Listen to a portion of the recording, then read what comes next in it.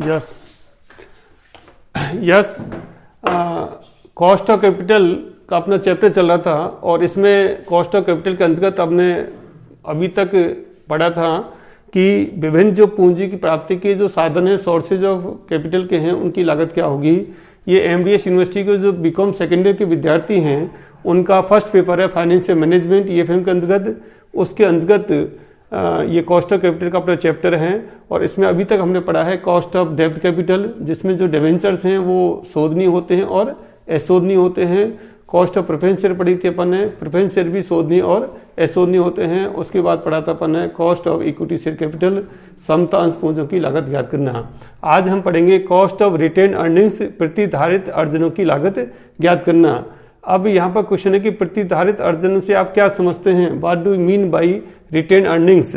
आप जानते हैं कि कंपनी के जो प्रॉफिट्स हैं उनमें से कुछ डिविडेंड के रूप में बांटा जाता है और वो हिस्सा प्रेफरेंस शेयर होल्डर्स को या इक्विटी शेयर होल्डर्स को लाभांश के रूप में वितरित कर दिया जाता है। लेकिन कई बार डिविडेंड पॉलिसी में संपूर्ण लाभों को लाभांश के रूप में नहीं बांटा जाता है, बल्कि कंपनी उन लाभों को कंपनी में ही प्लोइंग बैक कर देती है, यानी कि कंपनी में ही इन्वेस्टमेंट कर देते हैं फ्यूचर एक्सपेंशन के लिए या डेवलपमेंट के लिए। तो वो कहलाती है आपकी प्रतिधारित अर्जन है, यानी कि आय का वह भाग जो कंपनी लाभांश के रूप में वितरित नहीं करती है, बल्कि उस आय को व्यवसाय में ही या कंपनी में ही पुनः विनियोजित कर देती है, ये कहलाती है आपकी प्रतिधारित अर्जन है।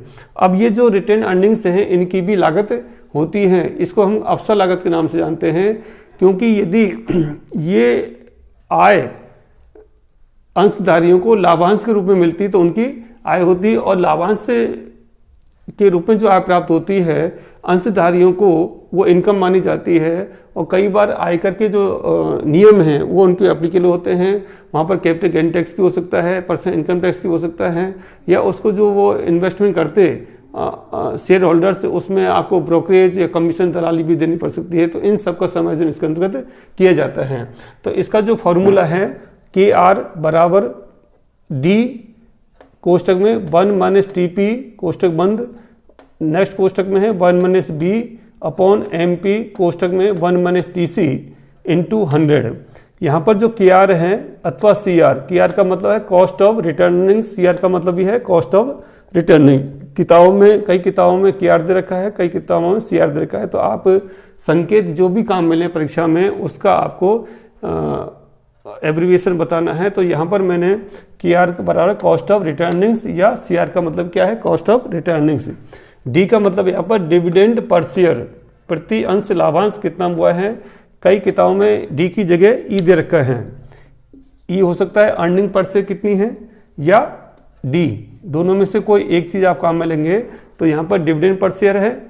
TP का मतलब है income tax rate on personal income of share holders, यानी कि जो शेयर होल्डर्स हैं उसकी जो व्यक्तिगत आयकर की दर है ये TP के अंतर्गत आएगी।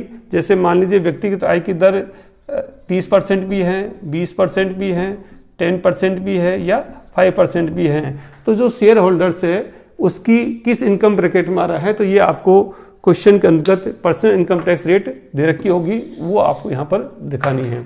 B का मतलब है ब्रोकरेज या कमीशन, और MP का मतलब है मार्केट प्राइस पर शेयर।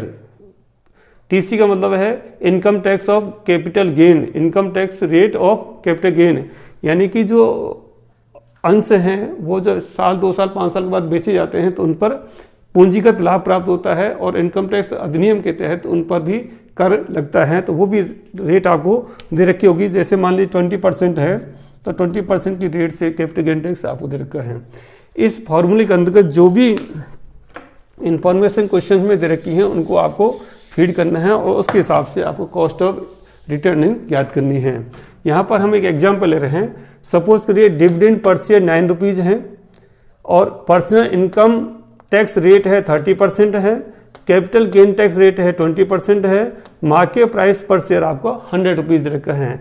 अब इन्फॉर्मेशन के आधार पर आपको रिटर्न अर्निंग की कॉस्ट ऑफ कैपिटल ज्ञात करनी है। तो हम फॉर्मूले में यदि इनको फीड करें तो KR बराबर D की वैल्यू कितनी है 9 rupees, cost of 1 minus TP, TP का मतलब पर्सनल इनकम टैक्स रेट 30%, 0.30। कोष्टक में 1 माइनस बी, बी ब्रोकरेज यहाँ पर नहीं है क्वेश्चन में, तो आप इसको 0 मान लीजिए। अपॉन एमपी मार्केट प्राइस पर से कितना तक है 100 रुपये, 100। 1 माइनस टीसी, टीसी का कैपिटल गेन टैक्स रेट 20%, तो 0.20 इंटू 100। ये आपने इस फॉर्मूले के अंतर्गत जो मूल्य हैं वो यहाँ पर फीड कर दिए। अब इसको सिंप्लीफाई कर लीजिए आप, तो देखिए अब 1 माइनस 0.30, तो 1 में 0.730 गए तो 0.70 बच गया। इसमें 1 में से 0 गए तो 1 बचा, अपॉन 100। 1 माइनस पॉइंट, तो ये बच गया 0.80 इंटू 100। अब देखिए अब ऊपर की यदि हम इसको सिंप्लीफाई करते हैं तो 9 7 63, 63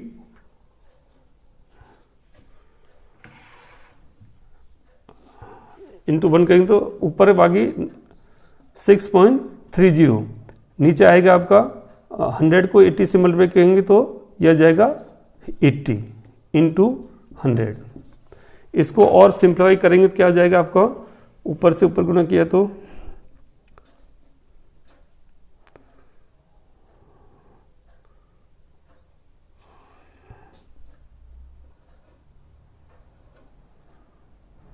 6300 अपॉन 800, ये 00 गई तो 8756.67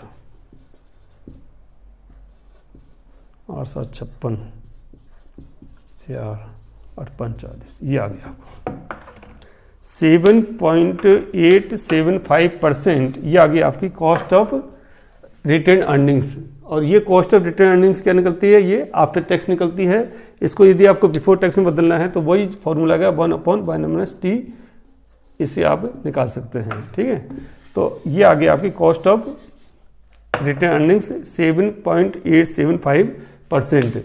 अब परीक्षा में मान लीजिए टीसी नहीं दे रखा है, केवल बी दे रखा है, तो उसी हिसाब से कैलकुलेट आप कर सकते हैं। कहने का आशय ये हो गया कि परीक्षा में जो इन्फॉर्मेशन दे रखी है फॉर्मूला पूरा लगाएंगे और उसमें जो भी इन्फॉर्मेशन है उसके आधार पर आप इसको सॉल्व कर सकते हैं। तो कॉस्ट ऑफ जो रिटेन अर्निंग्स हैं, रिटेन अर्निंग्स का मतलब क्या हुआ कि एक कंपनी जितनी प्रॉफिट होती है या जितनी अर्निंग्स होती हैं उसको सबको लाभांश के रूप में वितरित नहीं किया जाता है, बल्कि अवितरित जो लाभांश है उनको कंपनी अपने संस्था में ही वापस री इन्वेस्ट कर देती है। इसको कहते हैं पुलिंग बैक ऑफ प्रॉफिट, और उसकी भी लागत होती है। यदि उसको अंशदारियों में बांट दिया जाता तो उसकी लागत क्या आती, तो उस हिसाब से इसको ज्ञात करते हैं। तो आज हमने जितने भी सोर्सेज हैं कैपिटल के, उनकी कॉस्ट ऑफ कैपिटल ज्ञात की हैं। इसके बाद नेक्स्ट वीडियो हम पढ़ेंगे weighted average cost of capital, पूंजी की भारित औसत लागत। अब हमने यहाँ पर cost of debentures, cost of preference share capital, cost of equity share capital और कॉस्ट ऑफ रिटेन अर्निंग्स, देखिए इन चारों के आधार पर ही हम weighted average cost of capital पढ़ेंगे। ये नेक्स्ट वीडियो पढ़ेंगे। थैंक यू, धन्यवाद।